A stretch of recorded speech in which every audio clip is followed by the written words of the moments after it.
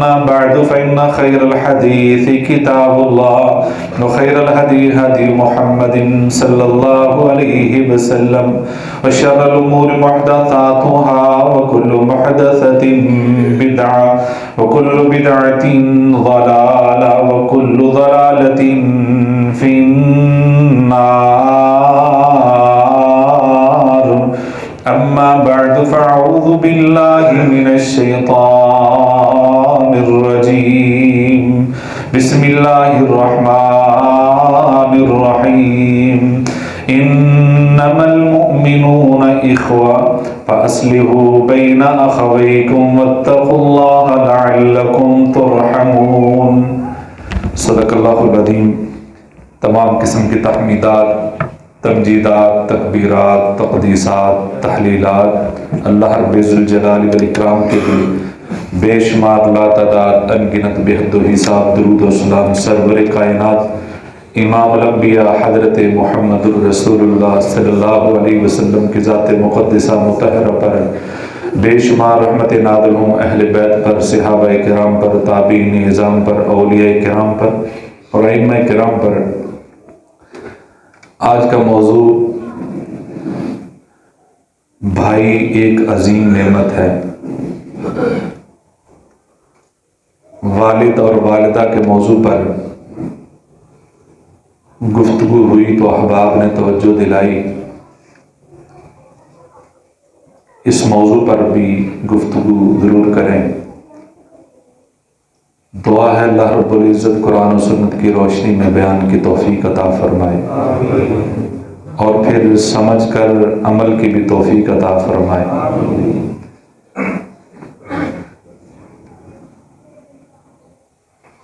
اس کائنات میں سب سے پہلا جو جرم ہوا ہے، سب سے پہلا جو رشتوں کا، انسانیت کا اور سب سے پہلا جو جانی نقصان ہوا ہے وہ بھائی کے قتل کا تھا.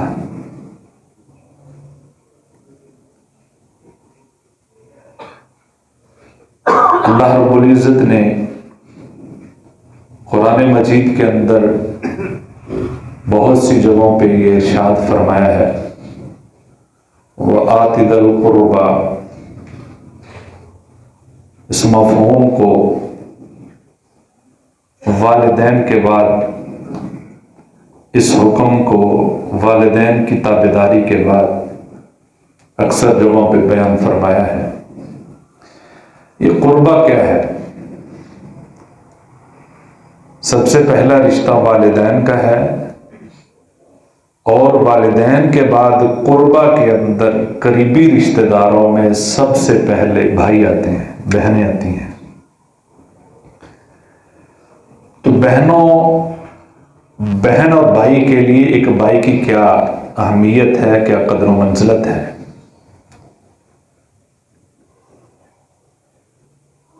یقیناً یہی ایک گھرانے میں، چھوٹے سے گھر میں پیدا ہونے والے، بعض اوقات بہت ہی چھوٹا گھر ہوتا ہے، بعض جن کو اللہ نے فراوانی دی ہوتی ہے وہ ناز و نعم میں پلے ہوتے ہیں، لیکن جو مرلہ دو مرلے کی جگہوں پہ، انتہائی تنگ جگہوں پہ پوری زندگی گزارنے والے، 20-25 برس گزارنے والے بھائی بہن، ایک وقت آتا ہے وہ ایک دوسرے کو دیکھنا پسند نہیں کرتے. وہی جو ایک گھنٹہ بھی گھر سے کوئی باہر ہوتا تھا تو بہن کو فکر ہو جاتی تھی، بھائی کو فکر ہو جاتی تھی کہ وہ باہر کہیں گم نہ ہو جائے. وہی اب سالوں ایک دوسرے کو دیکھتے نہیں، کوئی پرواہ نہیں.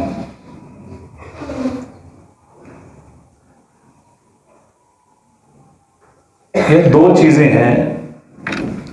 ایک منفی پہلو ہے کہ یہ ایک فطرتی رشتہ ہے، یہ قدرتی رشتہ ہے، اور اس رشتے کو قائم رکھنے کے لیے جو قربانی دینی پڑتی ہے، جو اپنے جذبات کو ایثار کرنا پڑتا ہے، خواہشات کو قربان کرنا پڑتا ہے، پھر جا کر اس رشتے کے بدلے میں اللہ جنت عطا فرماتا ہے۔ یہ کوئی معمولی رشتہ نہیں ہے۔ ظاہر ہے اگر یہ آسان ہوتا تو اتنے آسانی سے جنت نہیں ملنے والی تھی۔ ظاہر ہے اس کے پیچھے بہت برداشت ہے، کنٹرول ہے، بہت ساری باتوں کو کنٹرول کرنا پڑتا ہے، بہت ساری باتیں سن کر برداشت کرنا پڑتی ہے۔ اس لیے حابیل قابیل کے اندر حسد پیدا ہوا، مفاد پیدا ہوا۔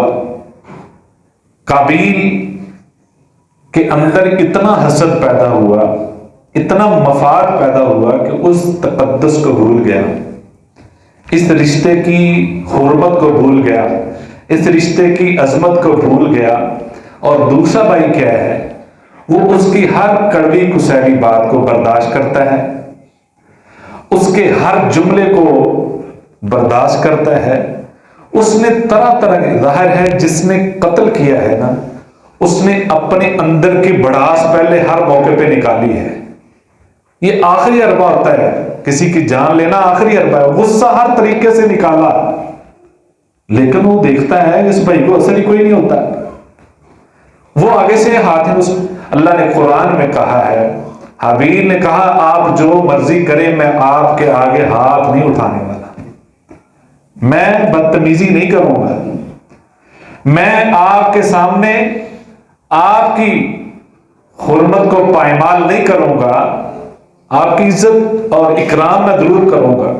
حتیٰ کہ بھائی نے قتل کر دیا، اب دنیا میں جو بھی قتل ہوتا رہے گا اس بھائی کے کھاتے میں اس کا گناہ پڑتا رہے گا، جو اخوت قائم کرتا رہے گا اس کا اجر حابیل کو ملتا رہے گا۔ اس نے برداشت کیا ہے، اس کے تذکرے قرآن میں ہے، اس کو بار بار ہم پڑھتے ہیں، اس کا ذکر پڑھا جاتا ہے، اس کا ذکر خیر پڑھا جاتا ہے، اس کا ذکر شر پڑھا جاتا ہے۔ تو گویا جو آج بھی اس رشتے کو قائم کرنے کے لیے اپنا کردار ادا کرنے کی کوشش کرتا ہے، اللہ اس کا مقام دنیا میں بھی بلند کرتا ہے اور اپنے ہاں بھی اس کا اجر بڑھ جاتا ہے جو کوشش کرتا ہے۔ ظاہری طور پہ بعض دفعہ بندہ لگتا ہے کہ یہ جو ظلم کرنے والا ہے کامیاب ہو گیا، لگتا ہے کہ اس نے ظلم کر کے اس کی جائیداد ہڑپ کر لیا، لگتا ہے کہ اس نے پٹواری سے مل کر اپنے نام کچھ کروا لیا ہے، لیکن وہی جائیداد اس کے لیے وبال بننے والی ہے، یہ اس کو نہیں پتا۔ اگر اس کے دوسرے بھائی نے، اس کی بہن نے وہ برداشت کیا ہے، اللہ اس کا بدلہ دے گا۔ اگر اس نے اخوت قائم کرنے کے لیے، اپنے اس رشتے کے تقدس کے لیے برداشت کیا ہے، تو دنیا میں ہی اس کا انتقام نظر آ جاتا ہے۔ یہ اللہ کا قانون ہے، یہ اللہ کا اصول ہے کہ جو بہن بھائیوں کے حقوق کھا جاتا ہے وہ دنیا میں دلیل ضرور ہوتا ہے، جو بہن بھائیوں پہ ظلم کرتا ہے وہ ایک دن خود اس ظلم کا شکار ضرور ہو جاتا ہے، وہ کسی نہ کسی مصیبت میں ضرور پھنس جاتا ہے، اور پھر وہ جس پر ظلم کیا ہوتا ہے اس کے آگے ضرور پھر شرمندہ ہو کر کھڑا ہو جاتا ہے۔ نہیں تو سورہ یوسف پڑھ کے دیکھ لیں، سورہ یوسف پڑھ کے دیکھیں کہ سارے 10 کے 10 بھائی اکٹھے ہیں، سارے بھائیوں نے، باپ نے کہا یہ خواب بیان نہ کیجئے گا، بھائی حسد کریں گے، لیکن جب اتنا پیار دیکھا بھائی کے کہ باپ ہمارا پیار کرتا ہے، حسد پیدا ہوا۔ حسد نے پہلے بھی قتل کروایا، حسد پیدا ہوا، یہ بھائی بھی تیار ہو گئے۔ وہ قصہ آپ نے بہت سنا ہے، وہ آپ کے ذہن میں ہے، اور بھائی یہاں تک کہ لے گئے، وہ جو سب سے چھوٹا بھائی ہے، بڑے بھائی ہیں، یعنی سارے جوان، اتنے جوان ہیں، اتنے خوبصورت ہیں کہ باپ نے ایک دن کہا تھا لا تدخلوا من ابواب متفرقہ، کہ ایک ہی دروازے میں تم نے سارا میں داخل نہیں ہونا، بلکہ آپ ابواب متفرقہ، الگ الگ دروازوں سے داخل ہونا، کہیں نظر نہ لگ جائے۔ اتنے کڑیل جوان تھے، لیکن ان سے یہ برداشت نہیں ہوا، اتنا خوبصورت پیارا بھائی وہ جنگل بیابان میں ہی نہیں چھوڑ کر آئے، بلکہ اس پر ظلم و ستم بھی کیا، مارا پیٹا بھی، پھر کنویں میں، گہرے کنویں میں پھینک دیا۔ اللہ نے حضرت جبریل علیہ السلام کو بھیج کر حفاظت کروائی، وہاں پہ اللہ نے محفوظ رکھا۔ بہرحال یہ تفصیلات تفسیروں کے اندر موجود ہے، آپ نے بہت سنی ہے، بچپن سے سنتے آئے ہیں۔ یہ ظلم کی انتہا تھی، اپنی طرف سے انہوں نے کام تمام کر دیا تھا۔ یعنی یہاں سے بھائیوں کے ظلم کی انتہا ہوتی ہے، اللہ کی تقدیر کی ابتدا ہوتی ہے۔ وہاں سے حضرت یوسف علیہ السلام کی کامیابیوں کا سفر شروع ہوتا ہے، جہاں سے بھائی سب نے مل کر اپنا دور لگا لیا تھا کہ اب معاملہ ختم ہے۔ جب کوئی ظلم کرنے پہ آتا ہے، اللہ محفوظ کرنے پہ آ جاتا ہے، اللہ اس کا بدلہ دینے پہ آ جاتا ہے، اگر وہ آگے سے برداشت کرنے والا ہے، چونچنا نہیں کرتا، ظلم نہیں کرتا، بدتمیزی نہیں کرتا، اپنی حدود کو اپنی حدود سے تجاوز نہیں کرتا، پھر وہی بھائی، وہ وقت آیا کہ وہی بھائی مانگت بن کے سامنے کھڑے تھے کہ نہیں ہمیں اناج دے دو۔ وہی بھائی کھڑے تھے، وہ بھائی جو کنویں کی گہرائیوں میں پھینک کر آئے تھے، تخت کی اونچائیوں پہ بیٹھا ہے اور بھائی نیچے کھڑے ہیں، ہمیں کچھ کھانے کو دے دو، ہم برباد ہو گئے ہیں۔ ہمارے پاس بلکہ ہمارے گناہ کا اثر پورے علاقے میں ہے، ہمارے گناہ کی نحوست پورے علاقے میں ہے، سارے اناج ختم ہو چکا ہے، ہمیں کوئی اناج دے دو۔ تو گویا جب حسد آتا ہے، مفاد آتا ہے، ظلم آتا ہے، اور پھر جس پر ظلم کیا جاتا ہے اس کے ساتھ اللہ ہوتا ہے، اور پھر اللہ دنیا میں ہی یہ چیز دکھا دیتا ہے۔ اس لیے جو آپس میں یہ ایک رویہ بھی اللہ نے قرآن مجید کے اندر بتایا، جو منفی رویہ ہے، ایک مثبت رویہ ہے، یعنی بھائیوں کا ایک مثبت رویہ ہے کہ حضرت موسیٰ علیہ السلام ایک جلیل القدر پیغمبر ہیں، اللہ کے لاڈلے پیغمبر ان کو کہا جاتا ہے، اور اللہ نے ان پر بڑے ہی انعامات کیے تھے۔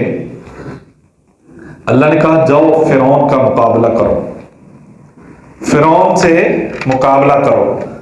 اب آپ کو یہ ذہن میں ہونا چاہیے، فرعون اس وقت دنیا کی سب سے بڑی طاقت تھی، یعنی اب اتنی بڑی دنیا میں کوئی طاقت نہیں ہے، یعنی 4 بڑے ایسے حکمران آئے ہیں جن کے پوری دنیا پہ عروج تھا، ان میں سے یہ فرعون بھی تھا، یعنی بہت بڑا علاقہ اس کے پاس، فوج اس کے پاس، کوئی اس کے سامنے پر نہیں ہلاتا تھا۔ اور یہ اللہ رب العزت کی طرف سے آرڈر آیا کہ جاؤ مقابلہ کرو فرعون کا۔ جب آرڈر اللہ کا ہے تو اس کا مطلب ہے کہ کامیابی ملنے والی ہے۔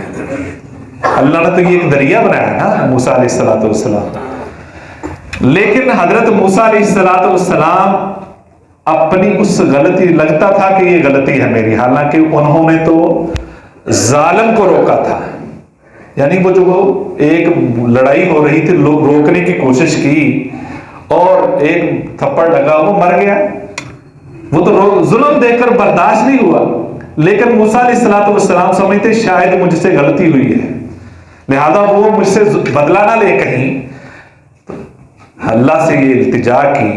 اللہ فرعون کا مقابلہ ہے جو پوری دنیا کا سب سے طاقتور جو ہے وہ حکمران ہے، اس فرعون کے مقابلے کے لیے میرا بھائی ہارون ہے، اس کو میرے ساتھ کر دیں۔ معلوم یہ ہوا کہ جب بھائی ایک کا ساتھ ہوتا ہے تو دوسرا بھائی فرعون کے مقابلے کے لیے نکل کھڑا ہوتا ہے، اس کو ڈر نہیں ہوتا۔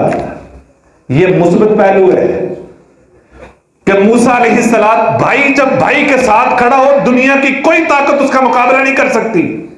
جب خلوص ہو، جب پیار ہو، جب محبت ہو، اور پھر کہا اللہ اس کو ایسے ہی ساتھ نہیں کرنا، مجھے پیغمبری عطا کی ہے، اللہ اس کو بھی عطا فرما، اللہ مجھے اگر عظمت عطا کی ہے اسے بھی عطا کر، اور اس کو ایک مرتبہ دے کر، اور بھائیوں کے مرتبے سے، بھائیوں کے عہدوں سے، بھائیوں کی عزت سے کسی کو جیلس نہیں ہونا چاہیے، بلکہ اور دعا کرنی چاہیے اللہ اس کو اور عزت دے، اللہ آپ کو بھی حسد سے محفوظ کر لے گا، اللہ آپ کو بھی عزت سے سرفراز فرمائے گا۔ بھائیوں کا یہ ایک رشتہ ہے کہ مقابلہ فرعون سے ہے، حالانکہ اس کی فوج بڑی ہے، اس کی طاقت بڑی ہے، اس کے ادارے اس کے پاس ہیں، اس کی پولیس اس کے پاس ہے، لیکن صرف مجھے ایک بھائی کالا سنا شد آزودہ کا بیخی کا، وہ میرا بازو بنا دے، آزودہ کا بیخی کا ونا جانو کا سلطان۔ اللہ کہتے جاؤ میں نے تمہارے بھائی کو تمہارا بازو بنا دیا ہے۔ بھائی بازو ہیں، طاقت ہیں، اور اس طاقت کے ساتھ اللہ نے پھر فتح بھی عطا فرمائی، یہ نہیں پھر اللہ نے فتح بھی عطا فرمائی ہے۔ تو لہذا یہ آپس کی نفرتیں ختم کر دیں، کوئی دنیا کا شیطان آپ کا مقابلہ نہیں کر سکتا۔ بھائی بھائی ایک ہو جائیں، خدا کے لیے ایک ہو جائیں۔ اگر آپ کے اندر کہیں نفرت ڈال دی گئی ہے، کیونکہ یہی وہ بھائی ہیں بہنیں ہیں جو آپس میں اکٹھے ہوتے تھے، اس میں رشتے ایڈ ہوتے جاتے ہیں، دونوں طرف ان کی اولادیں ایڈ ہوتی جاتی ہیں، ان کو الگ کر دیتے ہیں۔ آپ کبھی سوچیں میرے یہ ماں جایا ہے، اگر میں جا کے اس کے سامنے جھک جاؤں گا تو کوئی مجھے روکنے والا نہیں ہے، کوئی مجھے ٹوکنے والا نہیں ہے، مجھے کوئی آر نہیں ہے، کیونکہ ہم پہلے بھی اکٹھے تھے۔ اب کس بات کا آپ کو غرور ہے؟ اب کس بات پہ آپ اتراتے ہیں؟ وہ بھائی ہیں آپ کے۔ اگر غلطی ہوگی، آپ کا بھی غلطی ہے تو چلے جائیں، اس سے سوری کر لیں، ایک ہو جائیں۔ جب آپ ایک ہو جائیں گے تو دیکھیے گا برکت کیسے آتی ہے، دیکھیے گا رحمت کیسے آتی۔ نبی صلی اللہ علیہ وسلم کا سگا بھائی کوئی نہیں، بہن کوئی نہیں۔ دیکھیے حضرت شیمہ جو نبی صلی اللہ علیہ وسلم کی رضائی بہن ہے، نبی صلی اللہ علیہ وسلم چھوٹے ہیں تو ان کو جھولا جھلاتی ہیں، ان کو کھلاتی ہیں، کھیلنے کے لیے لے کر جاتی ہیں، اور اس وقت پھر ان کو کوئی لوری سکھاتی ہیں۔ لوری یعنی کہ جب بہنیں اپنے بھائیوں کو کھلاتی ہیں نا، چھوٹے بہنوں کھیلنے کے لیے اپنے پاس اس طرح لوریاں دیتی ہیں۔ اور ہمارے ہاں تو یہ ہوتا ہے نا کہ موبائل آج کا پکڑا تو کوئی گانا لگا کے چل رہی میوزک میں تم اس سے محظوظ ہو۔ پھر بڑے ہو کر پھر ویسے ہی بچے بدتمیز ہوتے ہیں، وہ آگے کھڑے ہو جاتے ہیں ماؤں کے پاپوں کے۔ اب اس وقت اسلام نہیں تھا، لیکن تربیت دیکھیں، وہ بہن رضائی بہن وہ اس وقت لوری اس طرح، یا ربی اب کھلانا محمدا، اے اللہ میرے محمد بھائی کو ہمیشہ قائم و دائم رکھنا، اے اللہ میرے بھائی کو عزتوں سے سرفراز کرنا، اے اللہ میرے بھائی کو میں دیکھوں، اپنی آنکھوں سے دیکھوں کہ یہ دنیا میں ترقی کرے۔ یہ لوری دے رہی ہے۔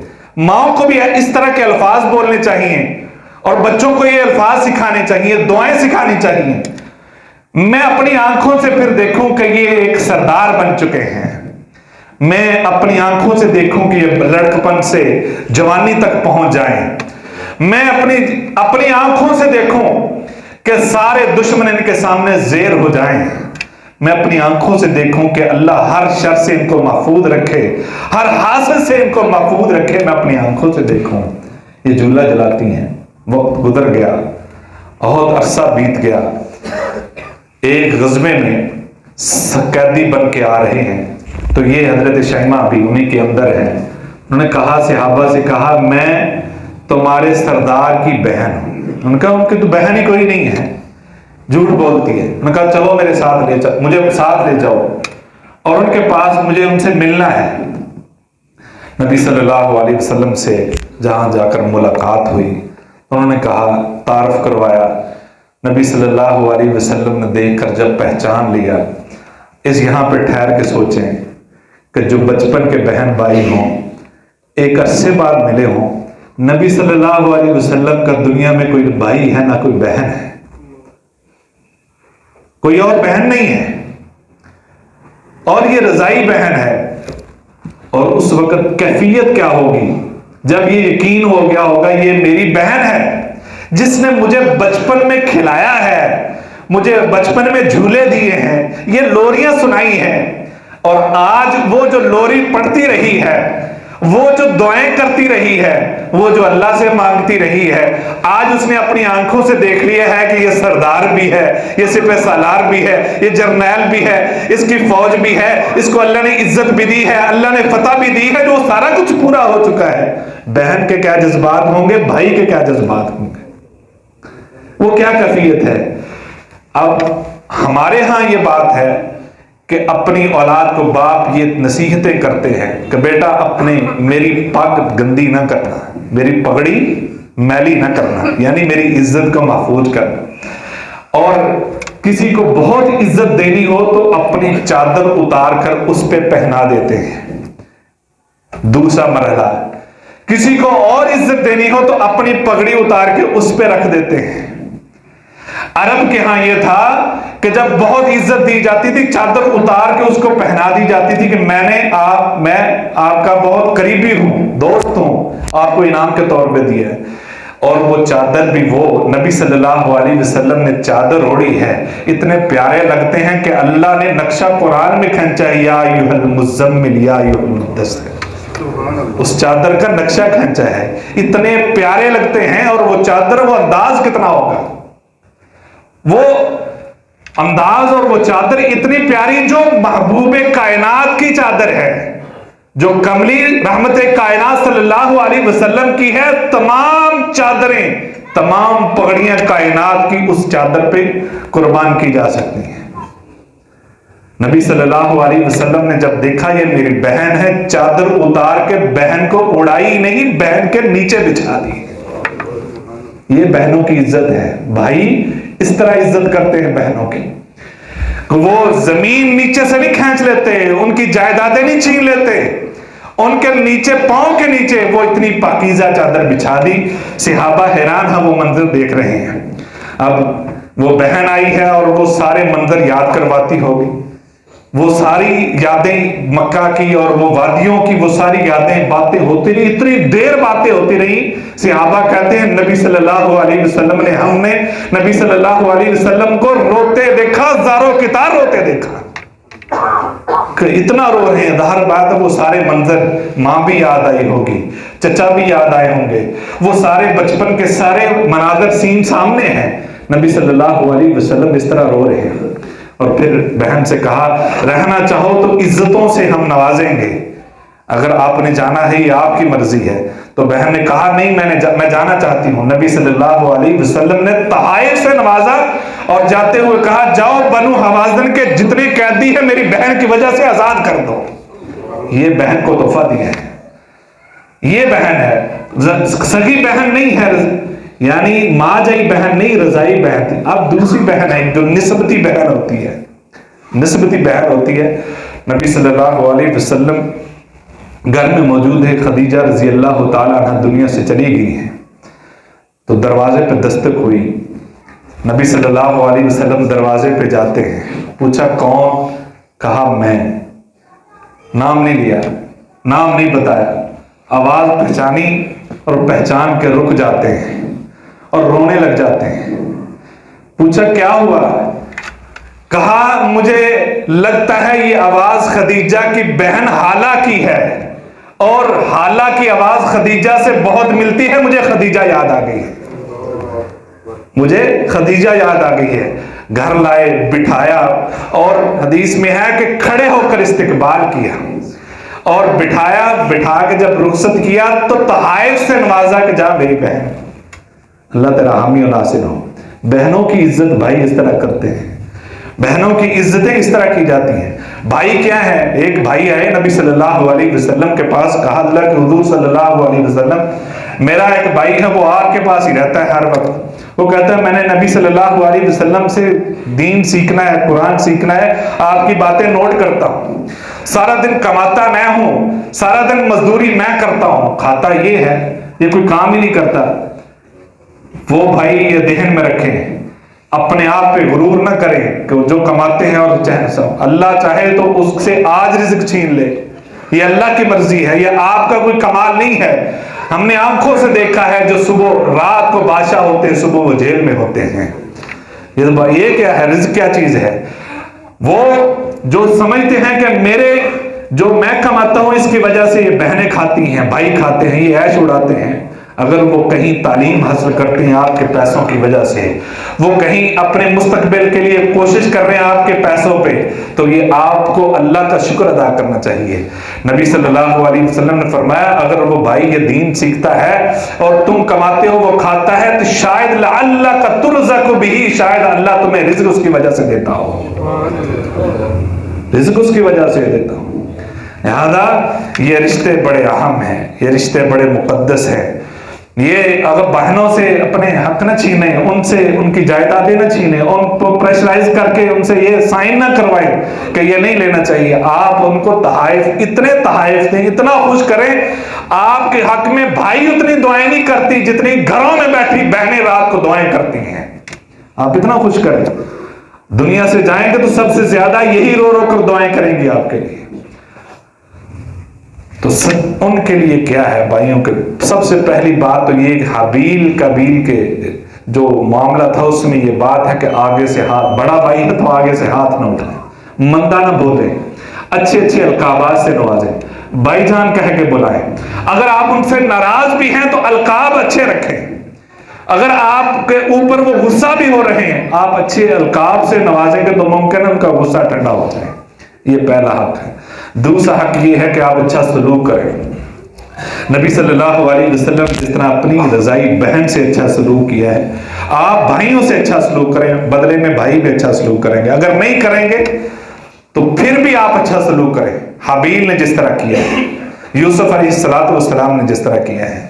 تیسری بات، بھائی کے لیے دعا کریں، بھائیوں کے لیے دعائیں کریں، دعائیں ضرور کریں۔ ربی اغفر لی ولی اخی وادخلنا فی رحمتک وانت ارحم الراحمین۔ حضرت موسیٰ علیہ السلام اپنے بھائی کے لیے یہ دعا کیا کرتے تھے، ربی اغفر لی ولی اخی، اللہ میرے بھائی کو، مجھے معاف کر دے، میرے بھائی کو معاف کر دے، اس کو اپنی رحمتوں میں شامل فرما لے۔ بھائیوں کے لیے دعا کریں۔ غلطی ہو جائے تو چشم پوشی کیا کریں۔ غلطیاں ہوتی ہیں، روز ہوتی ہیں، اس غلطی کو اگنور کر دے بھائی سمجھ کے۔ اگر آپ یہ غلطیاں، جس طرح حضرت یوسف علیہ السلام نے ظلم معاف کر دیے ہیں، اللہ نے پھر عزتیں بھی عطا کی ہیں۔ اگر آپ غلطیاں معاف کریں گے، اللہ آپ کو عزتوں سے نوازے گا۔ آپ بھائیوں کی غلطیوں کو معاف کر دیا کریں۔ اور سب سے اہم بات یہ ہے کہ ان کے ساتھ اگر آپ الگ الگ بھی ہیں، دور بھی رہتے ہیں، ہمیشہ رابطے میں رہیں، ہمیشہ رابطے میں رہیں۔ جو آپ کی اولادیں ہیں یہ آپ کے اندر، بھائیوں کے اندر غلط فہمیاں ڈال دیتی ہیں یا ڈل جاتی ہیں۔ اگر آپ رابطے میں زیادہ رہیں گے تو غلط فہمیاں آٹومیٹکلی کم ہوتی جائیں گی۔ رابطہ رکھیں، رابطہ رکھنا ویسے بھی حق ہے۔ حال چال پوچھتے رہیں، جب ملے سلام کریں اور حال چال پوچھیں، گھر کے حوال پوچھیں۔ اس پوچھنے سے اگر کہیں غلطی ہوئی ہے، غصہ ہے، وہ غصہ آہستہ آہستہ ختم ہو جائے گا۔ اور آخری بات جو پہلے میں نے کی ہے وہ یہ ہے کہ اگر زندگی میں بھائی، کہیں آپ کے بھائی ناراض ہیں، یہ جمعہ پڑھنے کا مقصد اگر پھر ہی پورا ہوتا ہے کہ اگر ناراضگی ہے تو جا کر فون ضرور کر لیں، جا کر گھر چلے جائیں، منا لیں، اس سے اپنی طرف سے سوری کر لیں۔ اللہ آپ کو عزت سے سرفراز کرے گا، میں گارنٹی سے کہتا ہوں، اللہ کے قرآن کی روشنی میں کہتا ہوں، آپ کو دنیا میں بھی عزت ملے گی، آخرت میں بھی عزت ملے گی، اللہ کے رضا کے لیے۔ کیوں؟ اس لیے کہ بھائی کا رشتہ کوئی اپنے طور نہیں بنا سکتا، یہ رشتہ اللہ کا بنایا ہوا رشتہ ہے۔ جب اللہ کا بنایا ہوا رشتہ ہے، یہ رشتہ اللہ نے بنایا، تو کوئی کون ہوتا ہے اللہ کو چیلنج کرنے والا؟ جاؤ، میں آج کے بعد کوئی تعلق نہیں رکھتا تمہارا، میرے ساتھ کوئی تعلق نہیں ہے، میرا کوئی رشتہ نہیں۔ جب کوئی ایسے کہتا ہے تو اللہ کے حکم کو وہ کیا ہے، ایک اعلان جنگ کر رہا ہے اللہ کے خلاف کہ اللہ تو نے یہ رشتہ بنایا، میں توڑ رہا ہوں۔ یہ کس کو آپ چیلنج کرتے ہیں؟ یہ چیلنج کس کو ہے؟ یہ تو اللہ کا بنایا ہوا رشتہ ہے۔ ہم کہتے ہیں کہ یہ میرا میاں بیوی کا رشتہ فلاں نے کروایا تھا، اس لیے ہم توڑنا نہیں چاہتے، اس کے احترام میں یہ رشتہ فلاں نے کروایا تھا۔ یہ رشتہ بنایا اللہ نے ہے۔ جب کبھی اس طرح کی چپکلش ہو جائے، یہ ذہن میں لائیں، یہ رشتہ بنایا اس ذات کا ہے، میں اس ذات کا احترام کرتے ہوئے اس کو معاف کرتا ہوں۔ وآخر دعوانا الحمدللہ رب العالمین۔